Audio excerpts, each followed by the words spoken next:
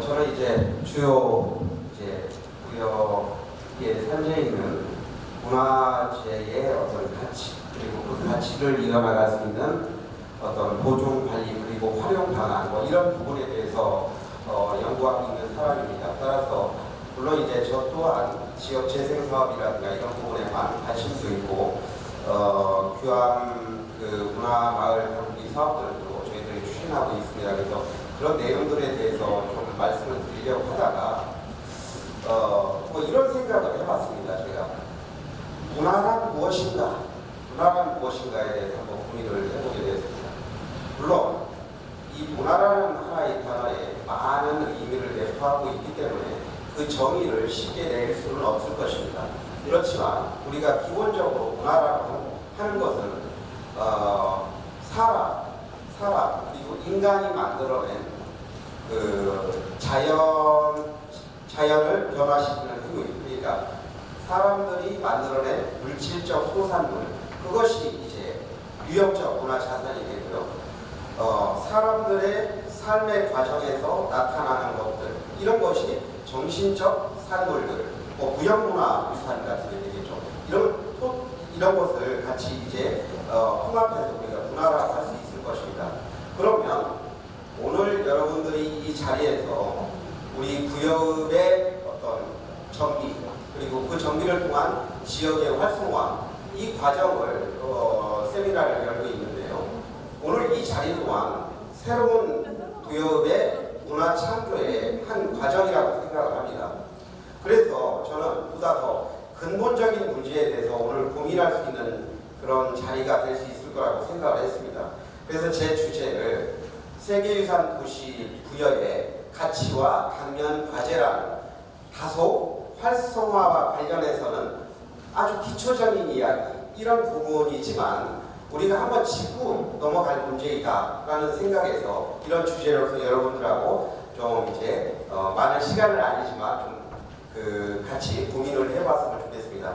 저에게 주어진 시간이 불과 한 20분 정도인데 앞서서 일부 일정들이 조금 이제 땡겨졌기 때문에 제가 조금 여유를 가지고 그렇게 말씀드릴 것 같습니다. 제가 어제 집에 들어갔는데요. 우편물이 하나 왔더라고요. 통계청에서 우편물이 왔는데 그걸 보고 오늘 한번 이 얘기로서 화두를 먼저 던졌으면 해서 제가 이제 캡처해서 오늘 바로 이제 정리를 해봤습니다.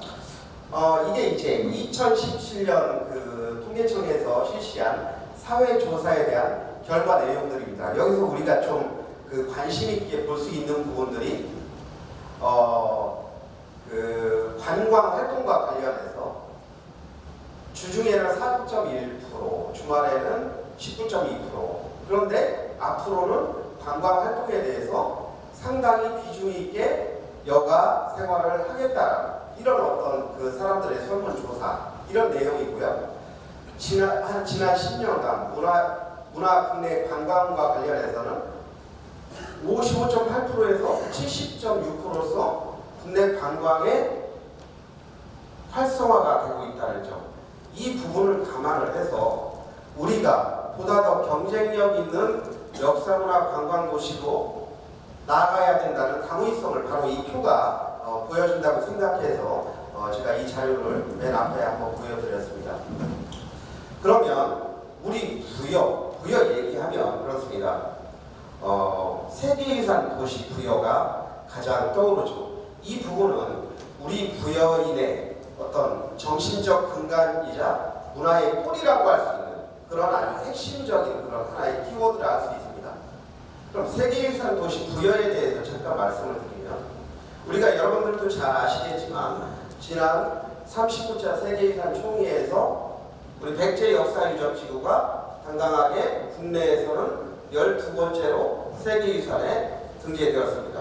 그리고 매년 국내에서는 한 건씩 세계유산을 신청을 하지만 아쉽게도 2016년에 한국의 서원, 금년 6월에 발표 예정이었던 한양도성, 이 두 개가 아쉽게도 세계유산에 탈락이 되었습니다.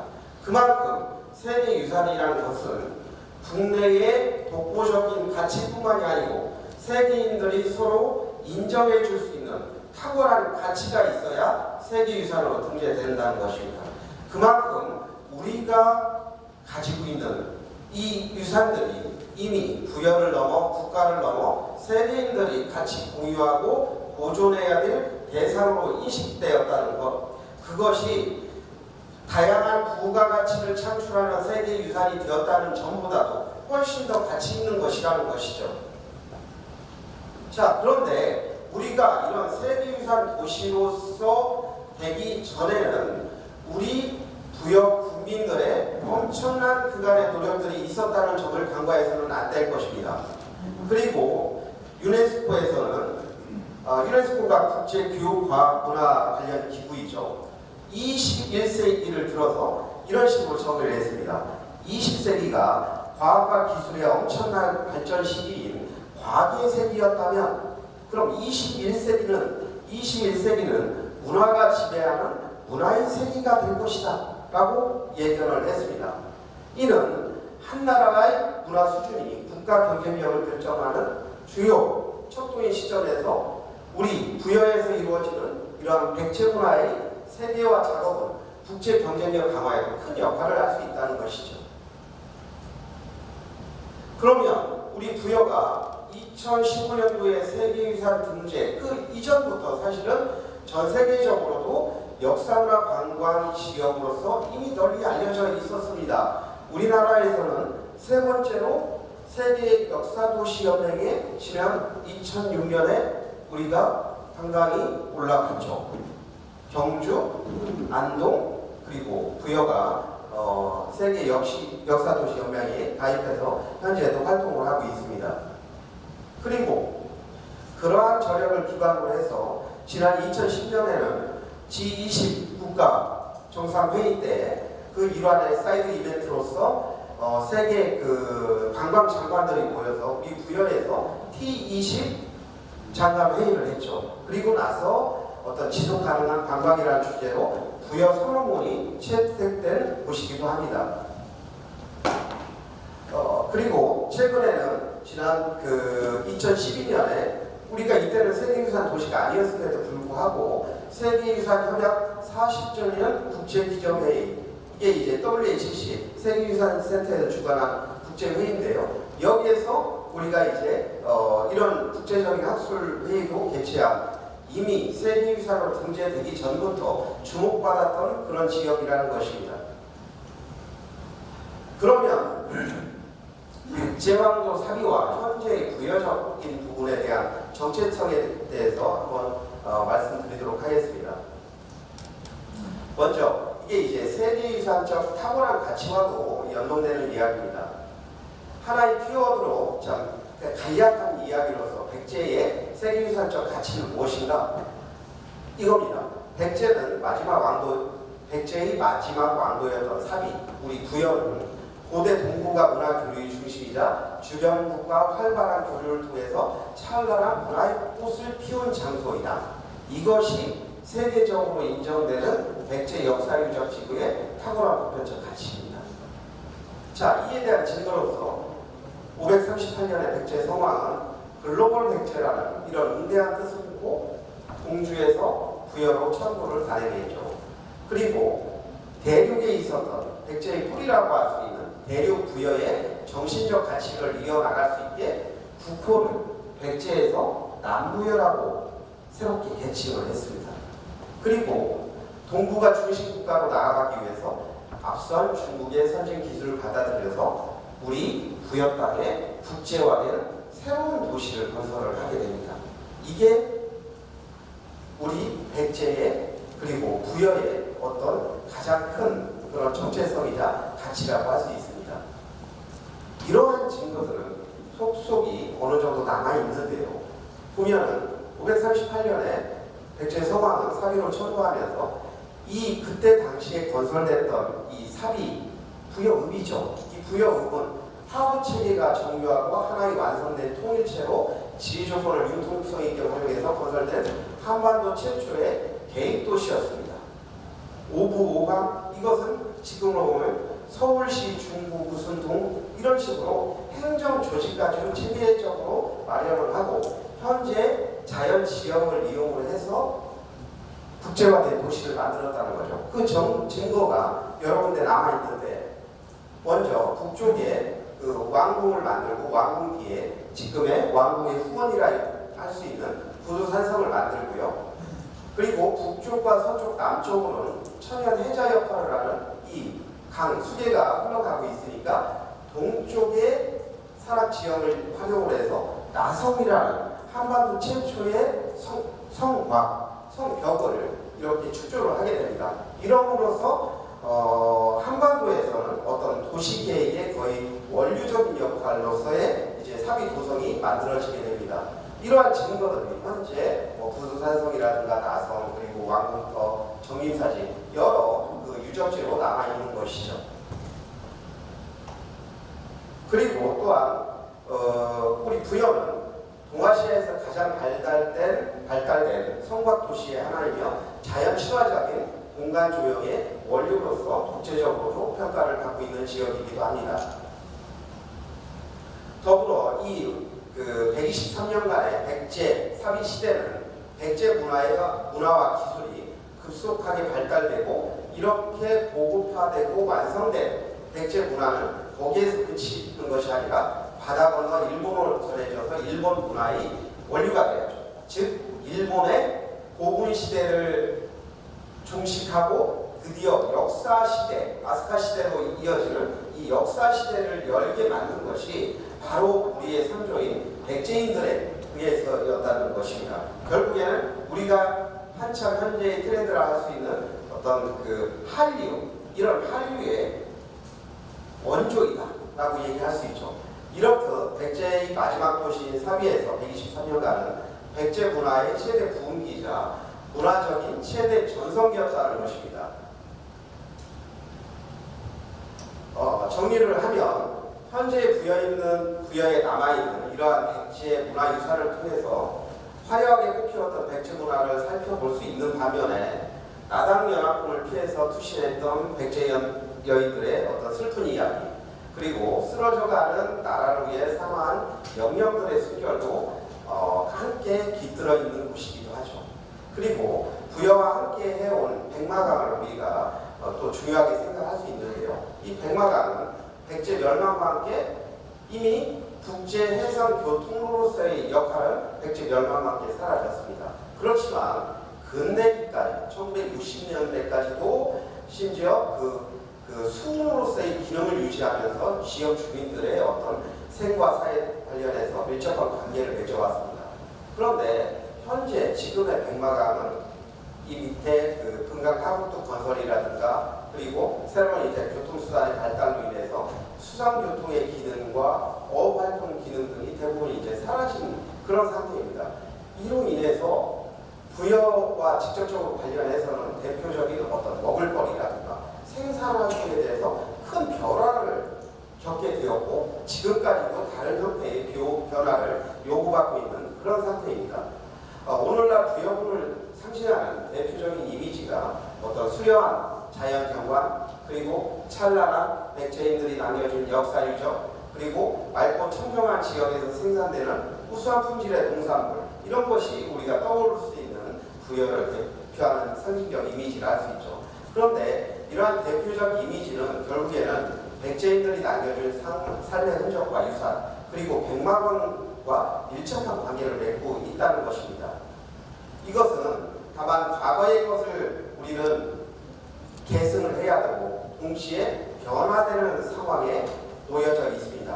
그 대표적인 것이 앞에서 말씀드린 것과 같은 왜곡된 시선으로 바라보는 어떤 백제에 대한 인식, 그리고 역사도시 품격과 조화롭지 못하는 이런 도시 경관, 그리고 전통적인 먹거리의 어떤 그 단절, 이런 부분들이 사실은 우리가 중요하게 이런 부분들도 생각을 해야 되지 않을까 생각을 했습니다. 그럼 이제 이렇게 찬란한 문화유산과 역사적 자산들을 우리가 가지고 있는데 이렇게 긍정적인 요소만 있는 것이 아니라 사실은 우리 삶에 있어서 직접적으로 장애적인 요소로 또 작용하는 것이 또 문화적 자산일 수도 있습니다. 그에 대해서도 한번 우리가 생각을 해봐야 되는 거죠. 그래서 주제를 이제 문화재와 함께하는 국민들의 삶이라는 주제를 했는데, 사실 대한민국에서 문화재 규제적인 부분에서 우리 부여, 특히 부여읍이 어쩌면 가장 강력한 규제를 밟고 있는 곳일지도 모릅니다. 이게 이제 부여읍의 지도인데요. 부여읍의 금성산의 일부를 제외하고는 수많은 국가지정 또는 도지정 문화재로 인해서 모든 지역이라고 할 수 있는 구역이 거의 다 건축적인 후기 규제, 그리고 어떤 건설적인 행위 규제가 이루어지고 있습니다. 자, 이렇듯 고도라는 이런 지역의 정체성은 사실은 우리가 스스로 만든 것이 아니고 태어나면서 혹은 이곳에 이주하면서 짊어져야 될 어떤 운명, 숙명과 같은 그런 것입니다. 따라서 이제 수도, 백제의 수도 3위에 거주한다는 것은 자긍심과 어떤 관광에 의한 경제적 혜택에도 불구하고 이러한 아까와 같은 해운 규제로 인해서 각종 그 도시 슬럼화라든가 규제로 인한 주민들의 경제적인 어떤 그런 손실, 이런 부분 때문에 주민들의 삶의 만족도 또한 이러한 영향으로 인해서 크지 못한 것도 사실이라 할 수 있습니다.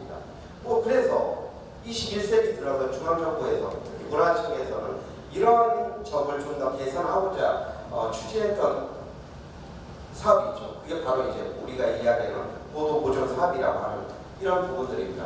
그런데 당초에 우리가 고도보존 사업을 개입하면서 거기에는 이제 문화유산의 보존 관리도 있지만 주민들의 어떤 삶의 질 개선을 위한 주민 지원 사업들이 많이 담겨져 있었어요. 그런데 우리가 사업을 그간 한 5, 6년 정도 추진하는 과정에서 실제적인 주민 지원 사업들은 크게 사업의 중심에서 멀어져 가고 주민들의 체감에 와닿는 사업들은 크지 않다는 것이 그게 또 하나의 문제가 될 수 있고요. 그리고 보존을 위해서 광국리 지역이라든가 쌍국리 지역의 어떤 토지 매수를 하다 보니까 원주민에 대한 어떤 이전 대책, 이런 부분들이 적시 이루어지지 못해서 지역민들이 외지로 떠나는 이런 어떤 우리가 좋지 않은 그런 상황까지도 지금 초래되고 있다는 것입니다.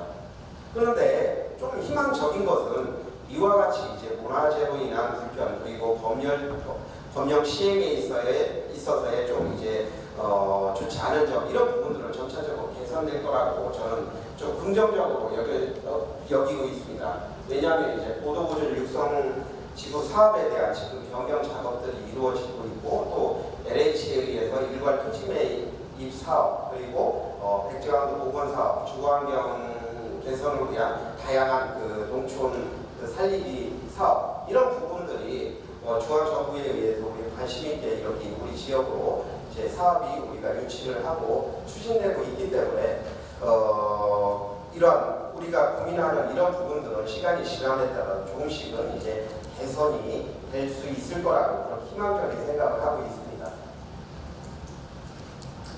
네, 지금 현재 이루어지고 있는 고도보존 사업 지정 구역도인데요.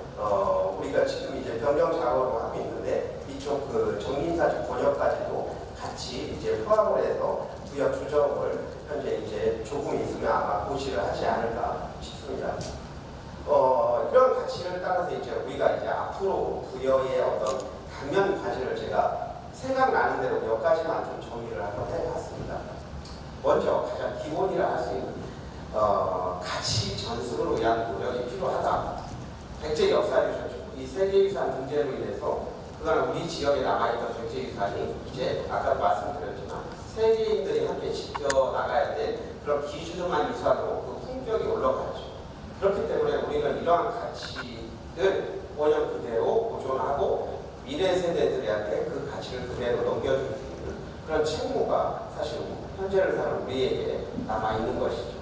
그리고 그동안 주민들의 많은 희생과 양보를 통해서 소중히 지켜왔던 지역의 그런 소중한 문화 자산들이 국제적 경쟁력으로 작용하는 현실에서 지금 우리의 과제는 지역을 넘어 전 세계인과 국민들을 대상으로 백제 문화의 탁월한 가치를 제대로 알릴 수 있는 전략을 수립하고 그것을 실행해 나가야 된다는 그런 시점이라는 것입니다.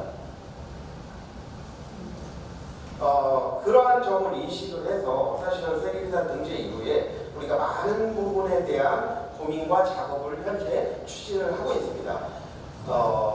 우리 지역이 그렇게 대표적인 역사 도시라 하더라도 사실은 한계 자체가 땅 위에 드러난 그런 물질적 소산물의 증거들이 크지 않아요. 그죠? 남아있는 것들이 대부분 이제 정민가지 석탑이라든가 나성의 성벽 일부분 이 정도에 한정되는 것인데 그런 부분들을 뛰어넘을 수 있는 그런 새로운 아이템 발굴들이 현재 진행 중에 있습니다. 그 중에 하나가 ICT 기술을 이용한 전시 체험관을 현재 건립을 현재 설계 중에 있습니다. 내년 6월에 우리가 오픈을 할 예정에 있는데요.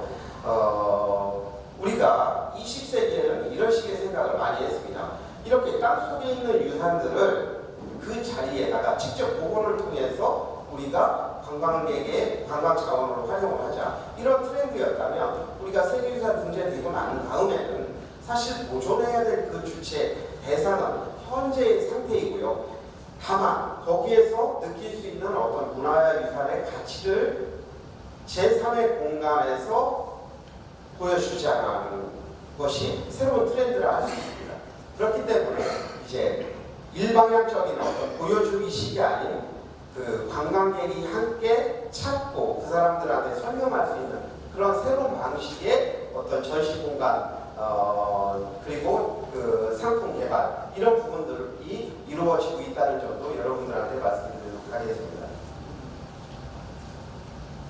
그리고 세계유산 도시로서의 이미지와 부합되는 도시 경관을 구축하기 위해서 우리가 이제 계속 그 구역군에서 노력을 하고 있죠. 그래서 보도 아까 말씀드린 대로 보도보전 사업에 대한 확장 부분 그리고 각종 국비 지원 사업 그리고 9년도에도 작년 이어 9년도에도 대규모 국비 지원 사업들이 많이 선정이 돼서 앞으로는 점차적으로 이런 도시 경관 또한 우리 그 보도 부여가 가지고 있는 방향으로 좀 많이 개선될 수 있을 거다라는 생각이고요. 그리고 또 이제 이번에 그 신정부 국정운영 5개년 계획에도 백제왕도 복원사업이라든가 서부대륙간 관광단지 조성사업 그리고 춘천문화산업철도 이런 부분들이 대거 선정이 됨에 따라서 우리가 많은 부분 그 밝은 부여의 미래를 우리가 희망을 하고 있습니다. 그리고 전통적인 먹거리 아까도 말씀드렸는데 이런 부분과 관련해서도 현재 부여군에서는 이제 지역의 향토 음식 개발에 대해서도 계속 고민을 하고 있습니다. 이런 부분들이 국민들이 성원을 해주고 또 부여군에서도 그에 상응하는 그 경쟁력 있는 그런 상품들이 계속 만들어져야 되겠죠. 그래서 부여의 미래 전망을 한마디로 압축해서 말씀드리면 문화유산을 활용한 다양한 측면에서 이러한 사업들이 계획 중이거나 현재 추진 중에 있습니다. 이러한 점을 감안해서 볼 때 문화적 측면이라든가 도시 경관적 측면에서도 부여군의 변화는 그간 이전의 상황과는 매우 다른 속도로 아주 빠르게 변화될 것이다. 그리고 국민들이 문화를 대하는 태도조차도 그 20세기하고는 확연하게 다른 빠른 속도의 어떤 그 증가세를 보이고 있으니까요. 그에 따라서 우리 부여도 많이 변화될 것입니다. 또한 앞으로는 국비 지원 이외에도 어떤 자체적인 재원 마련을 위한 그런 다양한 방안에 대한 모색 이런 것도 필요하고요. 문화유산에 대한 지속적인 연구활동 그리고 이 연구활동을 통해서 가치를 찾아내서 다양한 새로운 콘텐츠하고 이제 접목시키는 부분 이런 것을 위해서 어떤 전문기관의 역할 그리고 주민 참여 시스템 이런 부분이 강화가 될 필요가 있죠. 네. 그렇다면 우리가 이제 국내를 넘어서 세계적인 그런 세계유산 도시 부여가 될 수 있을 것입니다. 네, 감사합니다.